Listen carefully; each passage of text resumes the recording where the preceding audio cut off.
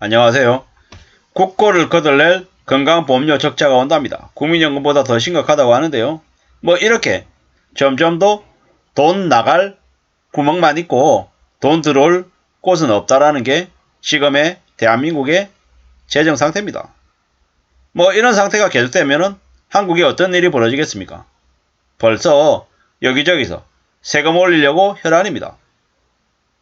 뭐 국민연금보다 심각한 건강보험료 적자가 온다. 이 말은 어떤 말로 바뀌겠습니까? 건강보험료를 더 이제 걷어들인다라는 거죠. 이제 건강보험료 적자가 점점 더 심해지면 이게 정부의 재정 악화에 큰 영향을 미친다. 이러면서 뭐라고 얘기합니까? 건강보험료 이제 뭡니까? 그 피부양자로 들어있던 사람들을 점점 더 피부양자에서 빼서 네가 버는 돈이 조금만 있으면 너 내. 이렇게 얘기한다라는 거죠. 일각에서 336만원 이상의 뭐 이자 소득이나 뭐 이제 수입이 있으면 건강보험료를 별도로 부과하겠다라고 하는 정책을 이제 추진하는 중이라고 하죠.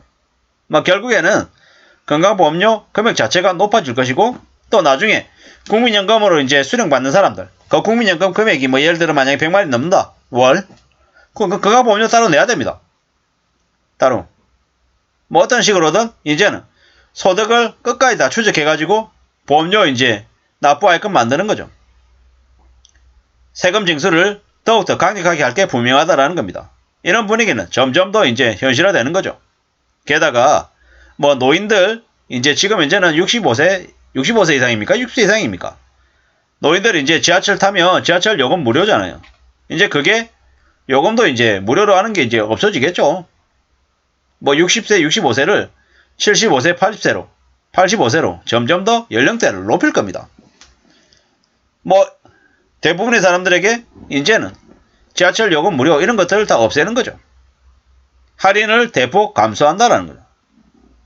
뭐 가스 요금 올릴 거고 전기 요금 올릴 거고 버스비 지하철 요금 올릴 거고 뭐 무료로 해주는 거 없앨 거고 이래저래 여러 가지 부분들을 더 빡빡하게 운영할 수밖에 없다라는 겁니다. 왜겠습니까? 지금 현재 국제무역 수지 적자가 벌써 8개월이 넘어가고 있고요. 경상수지 흑자 규모는 예전에 비해 가지고 3분의 1 정도가 나 있고요.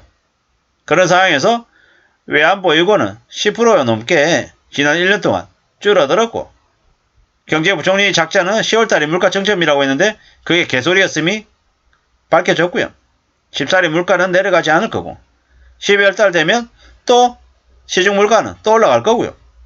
이런 상황이 계속되는데 한국의 뭐 건강보험료 적자가 문제겠습니까? 저것만 문제겠습니까? 건강보험료 적자도 문제고 대한민국 정부의 재정은 점점 더 악화돼서 상황이 더 안 좋아지는 거죠.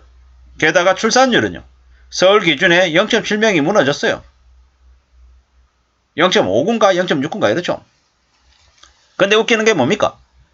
나경원이라고 하는 60대가 넘는 여성이 그 출산대책 뭐 위원장인가 뭔가 뭐 그런 거 하고 있죠. 할머니가 무슨 출산율에 대해서 제대로 된 정책을 펴내겠습니까? 저 또한 이제 아이들이 이제 초등학생이다 보니까 벌써 이제 출산을 앞둔 이제 젊은 청년들의 마음, 이제 가난하기를 키우고 있는 이제 젊은 혹은 이제 나이가 좀 있는 부부들의 마음을 저 또한 잊어버렸기 때문에 과거를 지나왔기 때문에 사실 이해 못하고 또 잊어버린 것들이 되게 많은데 60대가 넘는 노년에 해당되는 정치인들이 관료들이 무슨 출산율을 높이는데 진심 어린 정성을 쏟겠습니까? 저희 건강보험료 적자가 심각한데 저 건강보험료 관련해서 뭐 방만하게 쓰고 있는 부분들에 대해서 제대로 밝혀내는 몇이나 되냐라는 거죠. 사학연금, 공무원연금, 군인연금 적자는 뭐 그냥 내버려 두고 있는 거죠.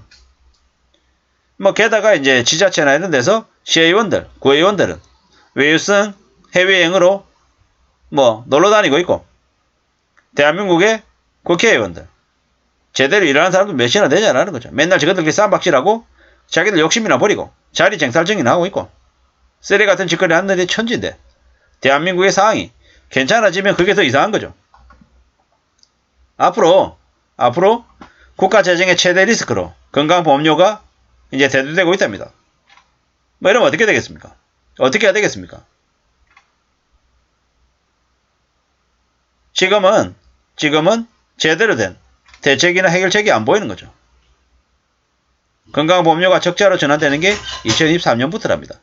내년에 예상하는 적자 규모가 1조 4천억. 이제 그러면 계속 이제 건강보험료 올라가는 거죠.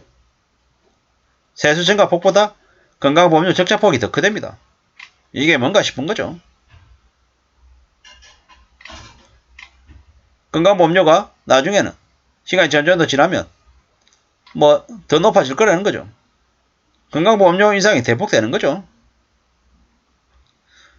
건강보험료 재정 투입액이 2006년에 3조 8천억이던 게 지금 9조 5천억까지 늘었답니다.